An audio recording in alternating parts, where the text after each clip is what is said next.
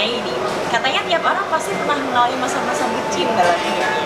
Jadi gimana nih cerita bucin dari rekan kita? Tahu bucin kan? Bucinnya tahu nggak siapa yang tanya?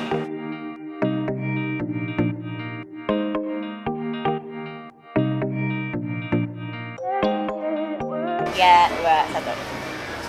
Oke, rekan-rekan kita, ini adalah momen yang paling ditunggu nih sama rekan kita yang udah ngirimin pertanyaan-pertanyaan ke Instagramnya BC Ibnu Sudarjo. Jadi, Mbak udah siap ya? Terima segala pertanyaan deg-degan. Tenang. Ini insya Allah pertanyaannya tadi udah kita filter ya. Ada sekian juta sekian juta kan? Biasa ya. Ada sekian ratus pertanyaan yang datang buat kita, yang ada buat kita, buat Mbak. Tapi tadi sama teman-teman News Media juga dibantu sama Mbak Muti buat ngefilter beberapa pertanyaan. Jadi ini terpilih 10 ya? 10 ya? 10 pertanyaan beruntung. 11 sorry. 11 pertanyaan yang monggo bisa dijawab dengan dengan jujur, dengan apa ya? Jujur apa adanya. Jujur apa adanya. Oke, langsung. First question dari akun Chat. Oke. Pertanyaannya, Unik namanya. kenapa belum menikah menjadi salah satu syarat untuk menjadi ketua? Apakah memang ada Persis. syarat? Dari mana? Kamu nggak ngerti? Kayaknya dia juga ngawur deh. Di PPOA adakah? Di PDPRT adakah? Nggak ada Sebenarnya gini. kan kita. Sebenarnya gini. Kalau apa ya? Memang tidak diwajibkan atau memang tidak diwajibkan atau tidak diperbolehkan menikah atau gimana, itu sebenarnya pilihan. Oh. Gitu. Sebenarnya pilihan, dan karena memang kita notabene adalah pelajar yang masih bersekolah. Belum bersekolah ya? Iya, tapi it's okay. Maksudnya aku pribadi pun dari organisasi juga tidak melarang seorang ketum misalnya baik dari IPNU atau IPPNU menikah gitu. That's okay. Itu adalah pilihan dan itu termasuk hak asasi manusia yang kita nggak ada hambatan gitu ya? Jadi kayak feel free terserah asal tidak mengganggu jalannya organisasi gitu. Tidak pernah disebutkan tidak boleh menikah bagi ketum. Itu di organisasi lain yang disebutkan seperti itu, tapi di IPNU dan IPPNU Insya Allah nggak ada ya? belum dituliskan, Berarti dituliskan kemungkinan dan ada tidak nih? ada. Nah itu nggak tahu. Nunggu Belum ya? tahu. Nunggu PPO. Kesepakatan rekan dan rekan kita semuanya. Tapi menurut saya tidak menikah atau tidak itu adalah hak asasi manusia, hak pribadi, dan ya kita tidak boleh serta-merta melarang untuk Melarang nikah. ya pernikahan gitu. Jadi that's totally fine, dan ya Jadi pokoknya jawabannya nggak ada syarat untuk menjadi ketua itu nggak boleh nikah, nggak ada ya? Belum menikah tuh nggak ada syarat. nggak ada syarat, tidak tertulis. Belum ya? It's okay, belum. Okay. Next question ada dari ID-nya boma.mhprn apa ya? Itulah. Tolong tanya kan, Mbak bakal milih bertahan hidup atau hidup bertahan? Bertahan hidup atau Hidup bertahan. hidup Pick one aja, nggak perlu hidup jelas. bertahan? Wah, ini simple tapi ngena ini. Siapa ya Mas Bapak Minat nggak kenal? Kira-kira Apa ya? Oke, bertahan hidup atau hidup bertahan. bertahan. Oke, gini. Mungkin hidup bertahan. Oh, oke. Karena apa? Kalau bertahan hidup itu seolah ini ya, menurut persepsi ya. Feel free untuk memilih di mana pun. Kalau bertahan hidup itu seolah kita menyerah pada keadaan. Tahu nggak? Menyerah pada keadaan artinya ya udah kita Pasrah aja, hidup pokoknya pasrah, hidup gitu ya. let it flows, semua mengalir tanpa memikirkan hal-hal yang bisa kita kerjakan. Pokoknya cukup hidup sekali, kita jalani, selesai. Jadi artinya flat dan kayak menyerah terhadap keadaan, dan saya rasa itu kayak useless. Nggak Gitu. berguna. Ya ampun. Ya, sedih. oke, translator. Kenapa bertahan Apa tadi, bertahan hidup? Bertahan hidup atau hidup bertahan? Oh ya. Kenapa Hidup Mbak bertahan. memilih hidup bertahan? Nah, hidup bertahan karena memang hidup kita harus bertahan. Bertahannya dengan apa? Dengan karya, dengan produktivitas yang tinggi. Bagaimana kita bisa bermanfaat. Nah, that's hidup. That's definisi hidup gitu. Hidup tinggal memilih mau berguna atau mau tidak berguna gitu. Atau menyerah pada keadaan. Dalam hidup pasti ada fase-fase. Ada fase-fase kita di bawah, ada fase-fase kita di atas. Tapi jangan pernah sekali menyerah pada keadaan. Ada hal-hal yang butuh kita usahakan, ada hal-hal yang butuh kita serahkan. Serahkan kepada siapa? Kepada Allah Subhanahu wa Ta'ala. Bukan dakwah lagi gue ya sih. Benar dong. Filosofinya Ibnu PNU. Iya, harus dong. Oke, next ada pertanyaan dari Fatih Arok Underscores. Pertanyaannya nih, pertanyaan paling gemesin ya. Apa? Apakah sudah kecantol sama rekan Ibnu? BK. Apakah? Apakah sudah kecantol sama rekan Ibnu? Cantol, apa itu kecantol ya? What is Makanan kecantol? Ya. makanan jenis apa ya? Kayak ada tepung-tepungnya gitu kan, kecantol. Ya, nah, rekan Kecantol. Gimana ya? Kayaknya kecantolnya berkali-kali. Aduh, kecantol apa ini? Kecantol dalam artian kita kerjasama beberapa kali dan harapannya bisa tetap bersinergi bersama-sama. Bisa aja kalau ngeles. Bersinergi bersama-sama untuk generasi muda NU, untuk anak mudanya NU, agar nanti bisa menciptakan para generasi muda yang unggul, para generasi muda yang cerdas, inovatif, dan tentunya memiliki pengetahuan yang luas sehingga berguna untuk nusa dan bangsa. Itu yang kenyataannya kita dalam kerja sama, tolong garis bawah saya. Ntar kalau di belakang layar mungkin ada tanya lagi, oke? Next, dari Putra Tama Underscores Week. Ketika ibu kota pindah, apakah PBNU juga akan pindah? Loh, pertanyaan besar, a big question. Big. Untuk masalah perpindahan ibu kota, seluruhnya memang kami serahkan ke pengurus besar Nahdlatul Ulama. Namun untuk saat ini belum ada kabar atau memang berita yang menerangkan bahwa PBNU pun akan pindah ke ibu kota baru gitu. Tapi ya apapun keputusannya tetap kita manut sama orang tua kita. Manut kiai, ikut Manut kiai. Kalau misalnya pun PBNU akan pindah kantor ke ibu kota, ya kita para santri-santrinya ya ikut gitu. Untuk pimpinan pusat ya, ntar ikut semuanya.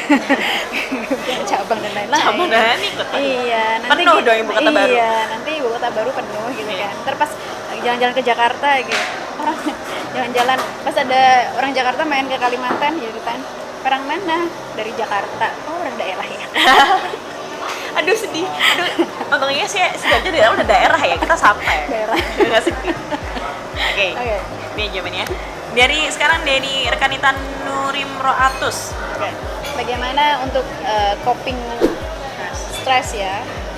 Gini, stres itu bawaan. Jadi tidak semua manusia itu pasti mengalami fase-fase yang ngedown, fase-fase stres, fase-fase yang benar-benar bikin dia merasa useless, bikin demotivated, bikin tidak termotivasi, terus bikin males, akhirnya rebahan terus ya kan. karena stres tadi. It's okay Normal. Yeah, it's normal, it's okay if you're not feel okay. Yeah, you're not okay, that's totally fine. Tapi ada hal-hal yang harus dipikirkan. Lantas bagaimana saya mengatasinya? Supaya nggak terlalu down. Supaya nggak terlalu down. Wah, ini panjang kali lebar ini. Bisa curhat nanti aku ya. Ya, sikat-sikat aja. Ntar nanti lanjutannya mungkin rekanita Nurim Roatus bisa langsung DM rekanita Nurul ya. Gimana? Oh ya. Jadi buat saya kalau misalnya dalam keadaan stres, biasanya saya itu punya waktu sendiri untuk mengatasinya gitu. Jadi saya menjauh dari orang-orang. Misalnya seharian saya reflect, memikirkan hal-hal yang sudah saya lakukan dan yang akan saya lakukan. Refleksi diri gitu. Karena memang ini penting sekali ya untuk reflect. Jadi sometimes kita butuh waktu menyendiri untuk benar-benar berbicara pada diri sendiri untuk bisa mengembalikan semangat tersebut. Itu yang pertama. Yang kedua, saya mencari orang terdekat. Bisa jadi sahabat, bisa jadi keluarga, bisa jadi teman-teman, rekanita semuanya.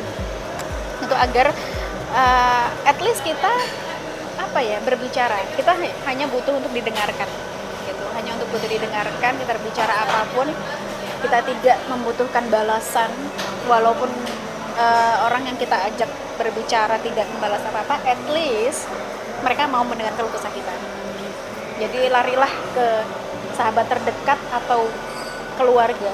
Keluarga itu the most important. Jadi ketika misalnya feeling down, ke keluarga ceritakan, atau enggak ke sahabat, ceritakan masalah-masalahmu, dan setelah itu akan relief, akan rasa lega. Walaupun kadang tidak menemukan solusi, tapi at least sudah menceritakan kestresan kita. Dan nanti tuh lanjutannya bisa langsung DM mereka. Iya, DM. DM. Pertanyaan selanjutnya. Gitu. Oh, ini juga yang saya tanyakan sih. Apa? Kalau keluar negeri nggak pengen ya? Apa ngajak-ngajak rekanita yang lain? Pertanyaan ini penting. Saya juga pengen tanya soalnya. Oh, iya. Pengen banget. Salah satu motivasi saya untuk menjadi ketua umum adalah membawa rekanita semuanya untuk lebih open minded. Nah, open minded itu bisa kita dapatkan dengan bergaul sebanyak mungkin, berkomunikasi sebanyak mungkin terhadap stranger atau orang-orang baru, dan keluar negeri itu bisa menjadi salah satu one of the solution atau cara alternatif untuk bisa broaden, memperluas pemikiran kita, memperluas pengetahuan. Jadi rekanita semuanya, mumpung belum terlambat nih, masih sekolah kan, masih pada kuliah, gitu, masih pada fresh graduate, bahasa Inggris penting, karena itu adalah pintu gerbang utama ketika kita memang keluar dari negara kita, artinya menapakkan kaki keluar negeri. Itu sangat penting karena bahasa itu adalah kunci untuk berkomunikasi. Ketika kita sudah berkomunikasi dengan baik, segala peluang itu akan ada.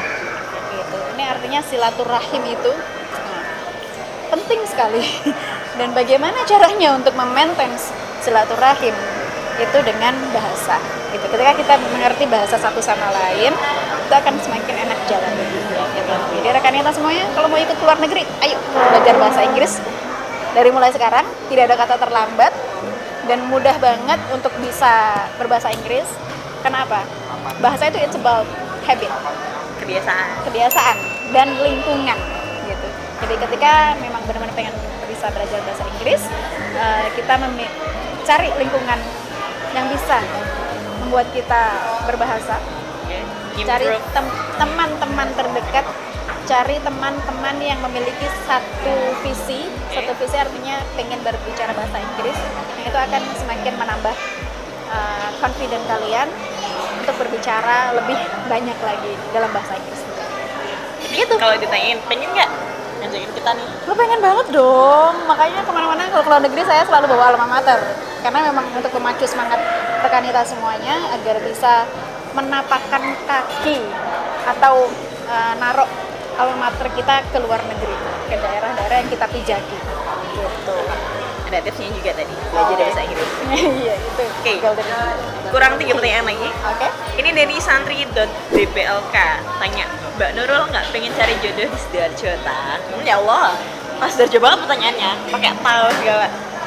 masalah jodoh, masalah kematian, masalah lain-lain itu seluruhnya saya serahkan kepada Allah. Kalaupun jodohnya di Sidoarjo, ya kita nggak bisa menolak dong gitu. Kalaupun di luar Sidoarjo pun nggak bisa menolak. Jadi wallahu a'lam, bagaimanapun nanti kita lihat saja nanti seperti apa perjalanannya. Kita lihat saja nanti kita lihat tentang jodoh Pak Saya Nurul. doakan saja, mohon doanya saja, mohon doanya rekan-rekan kita semuanya untuk saya yang terbaik dan semuanya gitu. Oke. So last question. Ini dari Miftah, Rekanita Miftah XYZ. Oke, Tanya gini, katanya tiap orang pasti pernah mengalami masa-masa bucin dalam hidupnya. Jadi gimana nih cerita bucin dari Rekanita? Tahu bucin kan nih? Bucin kan tahu nih siapa yang tanya ini? Aduh, bucin ya. Oke. Gimana ya ceritanya? Pokoknya pernah. Oh. Pasti pernah Benar berarti bucin. benar.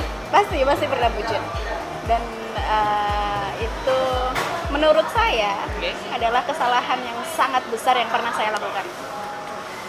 Aduh ya ampun besar. teman-teman bucin. Ya, menurut saya karena I think that's wasting my time,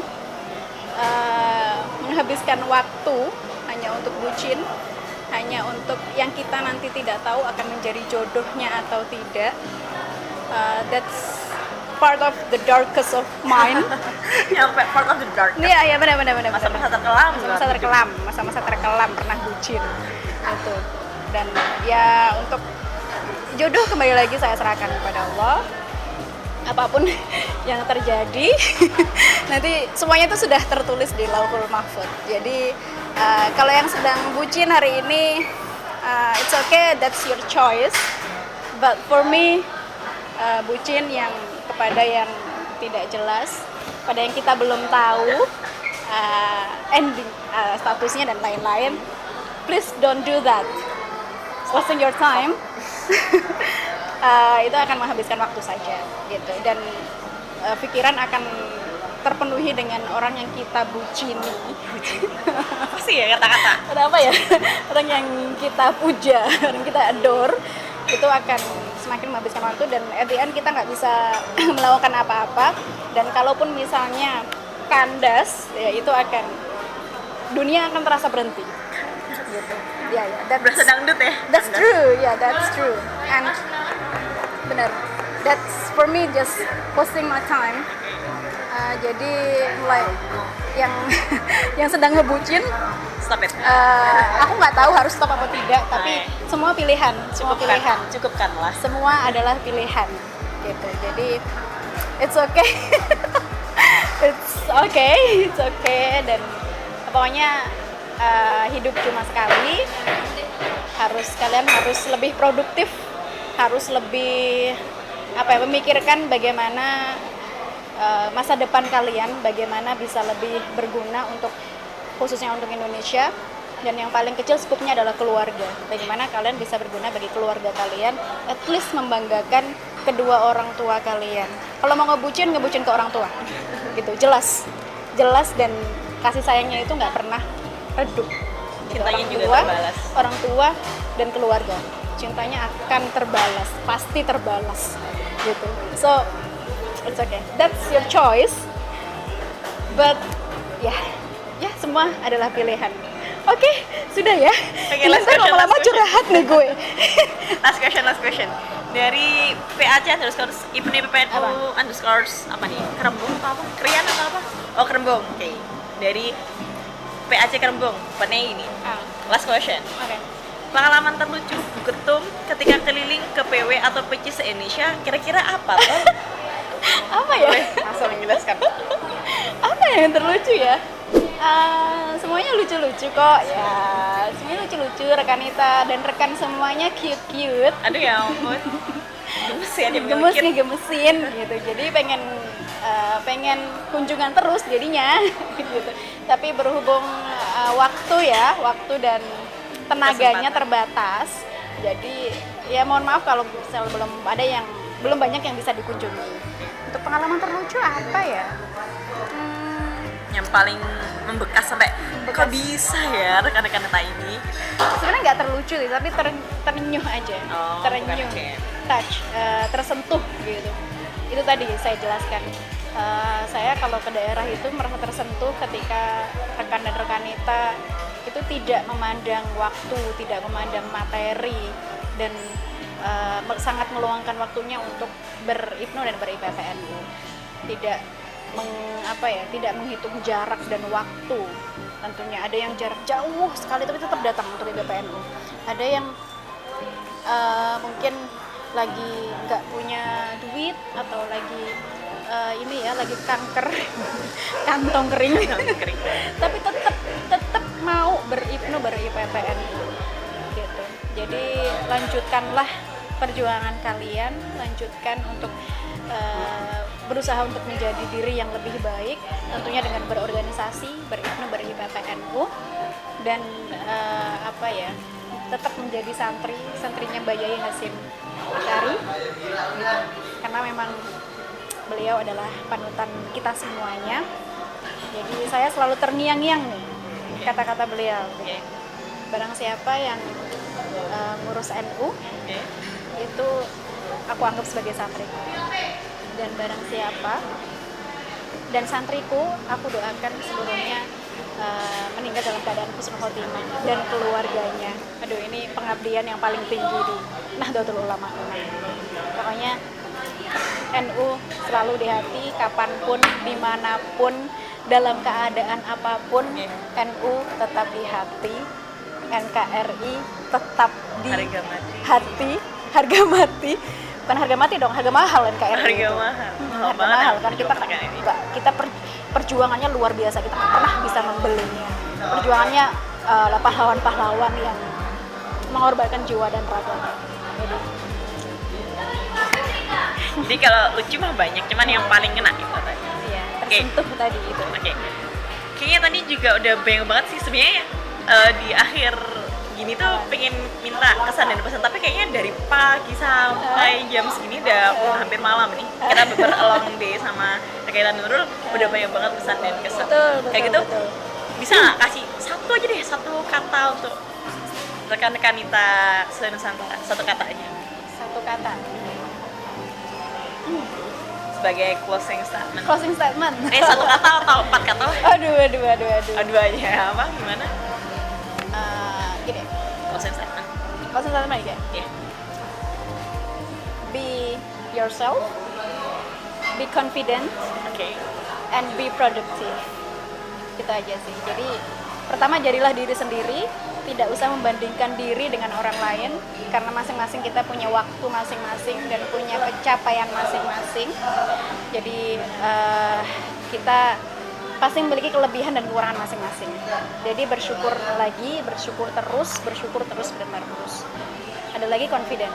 Kalau kita sudah memiliki jiwa confident yang tinggi, yang sudah berani untuk speak up, bersuara dan beraksi nyata, itu insya Allah akan mudah ke depannya dan akan menjadi self confident, menjadi aktif dan mau untuk action gitu. Kalau udah confident. Nah, selanjutnya produktif. Kenapa produktif? Karena hari ini seperti rekan dan rekan kita semua ini, kaum muda ini pasti memiliki pemikiran-pemikiran yang luar biasa. Dari pemikiran yang biasa saja sampai pemikiran yang out of the box, dan itu harus dimunculkan karena itu kebutuhan hari ini. Hari ini kita harus berpikir out of the box untuk menjadi pribadi yang terbaik. Udah? Oke. Jadi sekaligus closing statement buat hari ini. Kita sepanjang hari ini udah ditemenin. Terima kasih sebelumnya dari Kak Nurul yang bener-bener mau banget buat ngeluangin waktunya buat news media. Terus juga udah mau kita ajak paksa-paksa, nggak paksa dia, nggak ikhlas kan ya? Ikhlas dong. Buat jadi guide tour kita selama kita ke BNU, dan sekarang buat kita minta waktunya lagi untuk menceritakan tentang segala hal tentang Rekan Nurul. Terima kasih sekali sebelumnya, dan semoga apapun yang sedang diperjuangkan, yang diceritakan, dan khususnya untuk IPNU PNU kita, Mbak Rekan Nurul sama semua semua yang lagi ngelihat ataupun semua anggota dari PJ Ibnu se-Nusantara bisa terlaksana Amin. dan bisa dicatat sebagai amalan yang mulia. Amin. Amin. Dimulai dari kita. Sekali lagi terima kasih rekan Nurul. Makasih ya. Sekali lagi. Ya gitu, dadah rekan kita. Wassalamualaikum warahmatullahi wabarakatuh.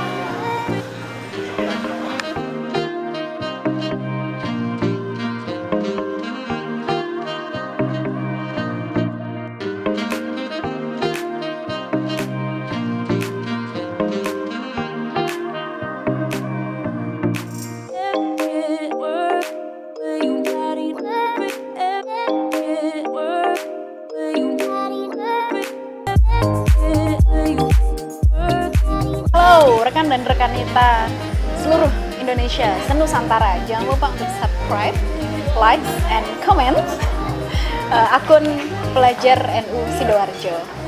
Karena ini adalah ladang sodakoh. Ya, bye.